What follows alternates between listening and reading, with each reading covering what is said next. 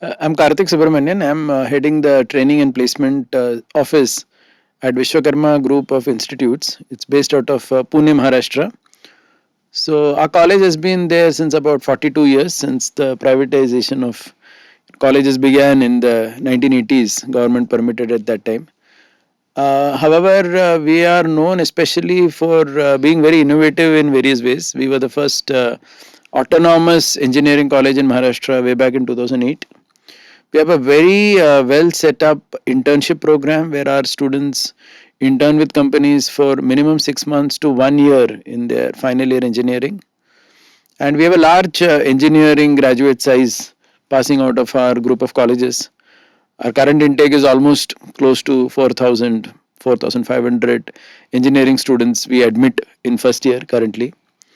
And 80% of them are in computer science, IT, AI, DS, and so on. So I liaison with several hundred companies across India and to find opportunities for my students for internships and placements. So we have typically seen that students who come from perhaps Pune city, especially who are from maybe well-off financial backgrounds, etc., they fit what Gautam was saying earlier. They tend to be a little bit more choosy, and they say if I get nothing, no problem, I'll go to US and do an MS. That's it. I want either this job. If I don't get, my dad has already told me that you can pack your bags and go to go abroad and do an MS program. Rural background, they tell me, sir, we really need a job. We just need it. So there are two Indias. Sometimes, in fact, over the years, I've seen larger number of students from rural backgrounds coming to city to study. So yeah, and I think companies have also realized this. Ability to learn is the most important, because what a student learns in college, it's very unlikely that he's going to use only that knowledge for his work. In fact, most often it's not going to be. So the question is, can he learn new? Every course must have a project and also must result in a paper, research paper. And we noticed that, because we are an undergraduate engineering college, we don't have postgraduate or PhD much, hardly any. I mean, it's in single digit actually compared to the 4,000 strong undergraduate engineering, because primarily India is like that. India education is primarily undergraduate. Because for masters, if someone wants, we see even even IITs are not filling up. They say these days, or NITs, etc. And many go abroad as well for that. It is about learning something new. It's about how you present it, because when you have to publish a paper, and it's a conference or a journal, sometimes you have to go and present as well. Then you need to know how to present your findings in a way that kind of appeals to a larger body, etc., and learn that language, the soft skills needed to publish, not only the English language, but the way you format things, the way you present your data effectively. Correct. So this has actually helped us a lot. This is one initiative I would like to highlight, which has helped our students being improve their learnability. And we have students working all over India. In fact, now even in Germany, Japan, and South Korea also we send our students.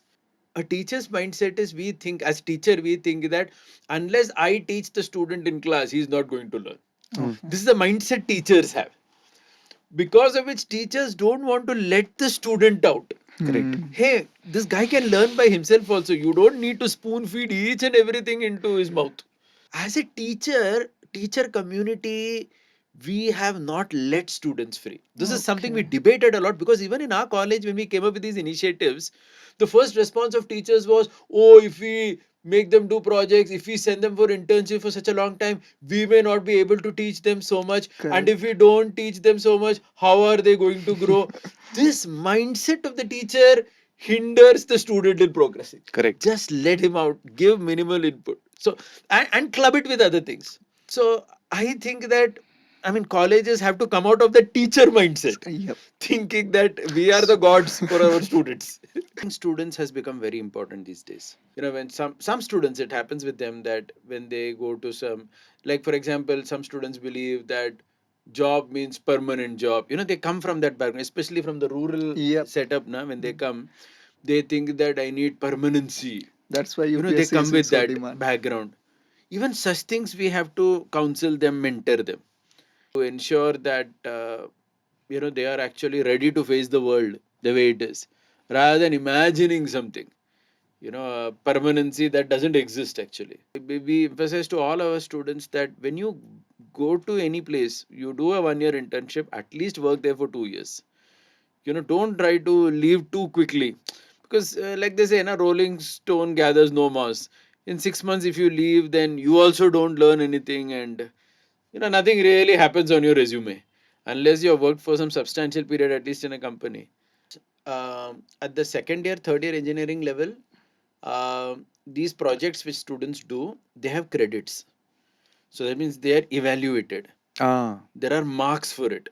See, ultimately, some carrot is needed. Right? So for students during education, their primary carrot is the marks they get. Yeah.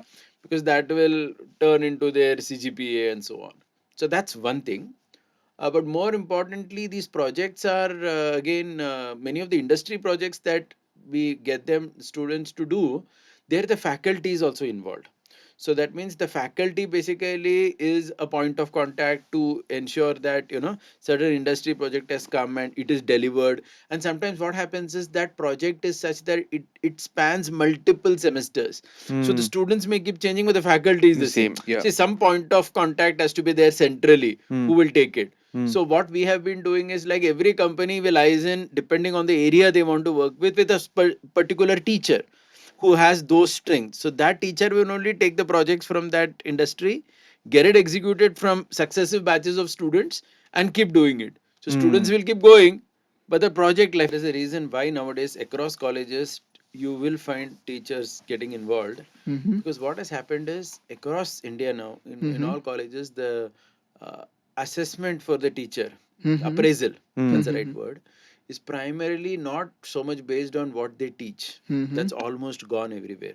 The focus is research, publications. Okay. Now, what happens is, colleges, for publications, they need live projects, ideas which are live, which Okay. colleges generally lack.